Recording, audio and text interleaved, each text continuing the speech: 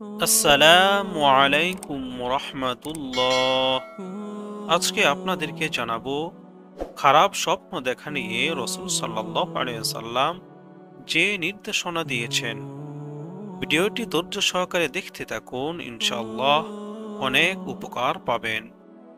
মানুষ ঘুমালে স্বপ্ন দেখে তা খুবই স্বাভাবিক ঘটনা। এই স্বপ্ন ভালো বা মন্দ হতে পারে। ভালো হলে আল্লাহর পক্ষ থেকে, আর মন্দ হলে শয়তানের পক্ষ থেকে। এ ব্যাপারে নবীজি সাল্লাল্লাহু আলাইহি সাল্লাম যে নির্দেশনা দিয়েছেন, হযরত আবু সাঈদ খুদরি রাদিয়াল্লাহু তাআলা আনহু থেকে বর্ণিত, তিনি বলেন, রাসূল সাল্লাল্লাহু আলাইহি সাল্লাম বলেছেন, তোমাদের কেউ কোনো ভালো স্বপ্ন দেখলে তা অবশ্যই আল্লাহ তাআলার পক্ষ থেকে। অতএব সে যেন এ ব্যাপারে আল্লাহ তাআলার প্রশংসা করে তা কাউকে বলে।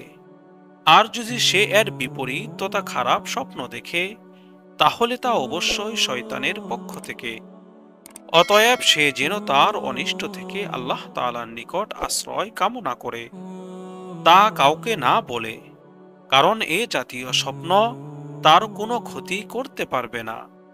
খারাপ স্বপ্ন দেখে কিভাবে আশ্রয় কামনা করবে তাও বলে দিয়েছেন তিনি। এজন্য প্রথমত 3 বার আউযু বিল্লাহি মিনাশ শাইতানির রাজিম পড়া উত্তম।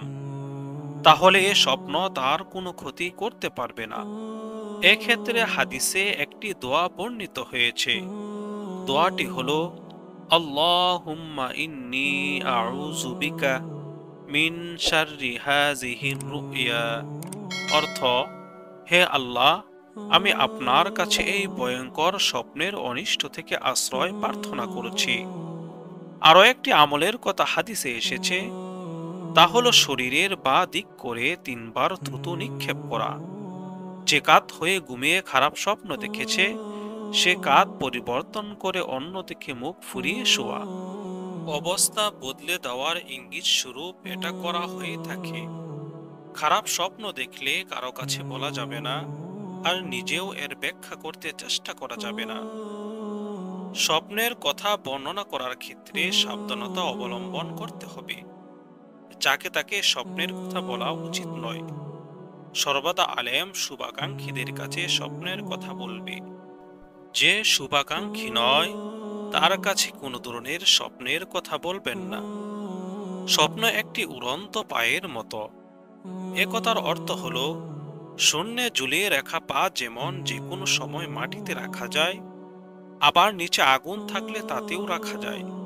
স্বপ্ন এমনই। এর ব্যাখ্যা ভালো করা যায়, আবার খারাপও করা যায়। যে ব্যাখ্যাই করা হোক, সেটি সংগঠিত হবে।